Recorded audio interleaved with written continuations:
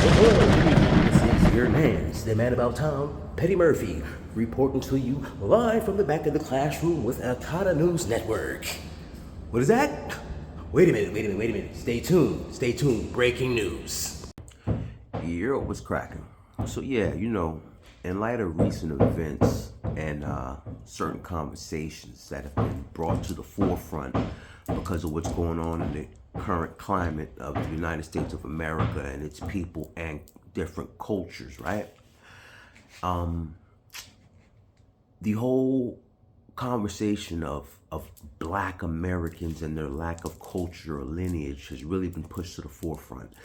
And I think a lot of that problem is that there is a complete lack of ignorance. And I don't mean as in characteristics, but ignorance is in a unknowing or lack of knowledge, right? As to the true history of not just America, but the world in general, right? So I want to share a few things that I came across in the last couple of days to give a further insight to what truly happened and how all of this actually came about. So I want to share something with you right quick and then I'll come back. So the first thing we'll start here is that during the transatlantic slave trade, there were approximately 388,000 Africans that were shipped directly to the United States of America. All right? So it says that that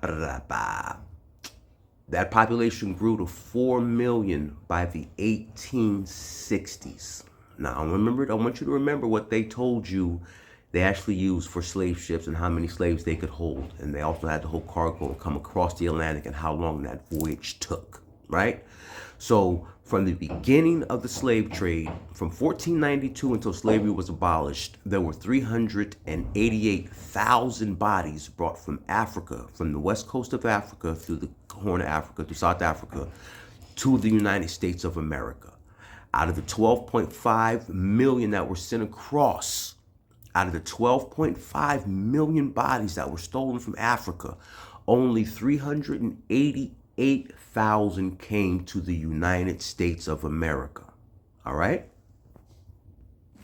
So now, right, that takes you further down the rabbit hole. Now, there's a term called the primitive black nations of America, which according to the Google AI overview refers to the controversial theory by Constantine Samuel Rafinesque, however you pronounce that, pardon me, which asserts that certain dark-skinned indigenous groups were the original inhabitants of the Americas and had physical characteristics similar to African peoples. Now, while this idea is not supported by mainstream academia, it touches on the real history of diverse populations in the Americas, including the presence of pre-Columbian Africans and historical contributions of Black Seminoles, intertwined with the histories of African Americans and Native American tribes, right? In his theory, he wrote that Black primitive nations of America, claiming some indigenous groups were Black with features like those of Africa, and that the theory emerged at the time some European explorers described dark-skinned, curly-haired people in the Americas. But modern scholarship does not widely accept the theory itself. So even though everyone's ancestors on the planet said that we were swarthy and copy-colored and had woolly hair here in the Americas, for some reason now, no one wants to acknowledge that.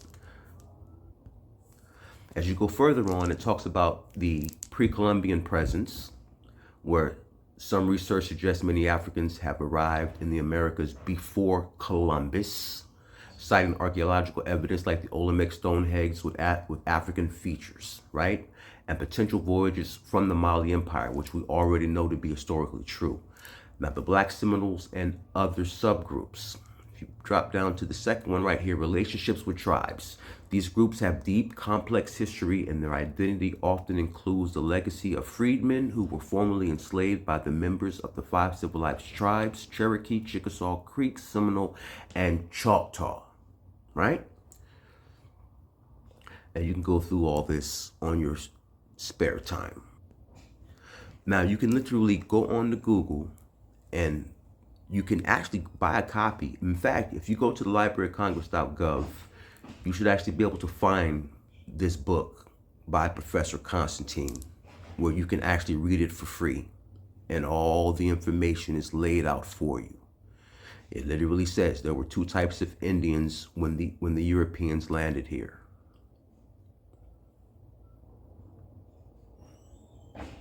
Is it just me, or does the one on the left look like a Black American or Negro, and the one on the right looks like a Mexican?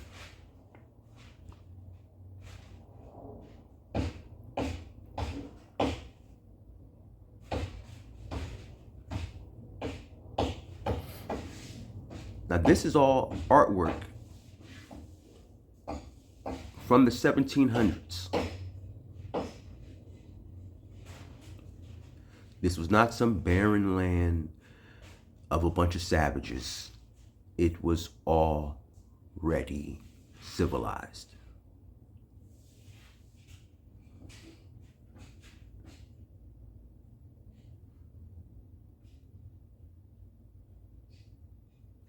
So when people tell us we have no culture, we don't know who we are, you just don't want to accept our history. And what's crazy is that our history has been documented through census records, through birth and death records, since as early as the late 15 into the early 1600s. And if I remember correctly, Nigeria didn't become a country until the late 1960s, early 1970s. But we have documentation going back centuries that no one for some reason wants to believe. But okay, we hear you, we hear you.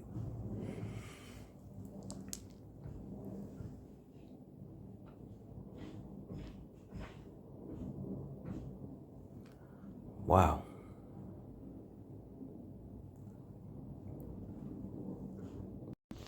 So yeah, as you see, the literary work of Professor Constantine, one of those nice gems that's been hidden away from history. But if you would like to further educate yourself and finding out the truth of the actual story of the planet, because all we've learned, all of us collectively, we all were taught and indoctrinated with his story, because that was the story they wanted us to believe so that they could colonize the planet. And this has not just happened here, it's happened everywhere. You look up the Moors of Germany, right? You can actually look up the German tapestries of the 14th century. Yeah, I think it's 14th century. And you can look up these tapestries and you can see that the German nobility were black. Straight up. But anyways, yeah, like I say, these are the actual facts. Whether people want to believe them or not, it's not going to stop them from being true. And I understand the old saying that if you tell a lie long enough, that it will become a fact. But the fact is that the veil's been lifted and the truth is starting to reveal itself. And that's why on January 20th, after inauguration, when they said they were going to try to get rid of birthright citizenship, that Donald J. Trump stood in front of the American people, in front of the world, said that the only group of people who cannot be deported are the descendants of the transatlantic slave trade. And why is that? Because we were here already and we have a blood lineage tied to the land. We are home. Whether you like it or not, whether you want to respect it or it doesn't matter. Facts are facts. And that's why we can't be removed. So when you get mad that we choose not to protest for illegal actions, when we're still trying to get the 40 acres and a mule that was outlined in the Emancipation Proclamation when we were given our freedoms back on our own land. This is why Martin Luther King said in the I Have a Dream speech that the Negro remains in exile in his own land. And as Malcolm X told you, we didn't land on Plymouth Rock. Plymouth Rock landed on us because we were here when they showed up. Realize, realize, realize. Transparency forces accountability. Y'all keep your eyes to the stars and keep that head in the swivel. Stay safe out there.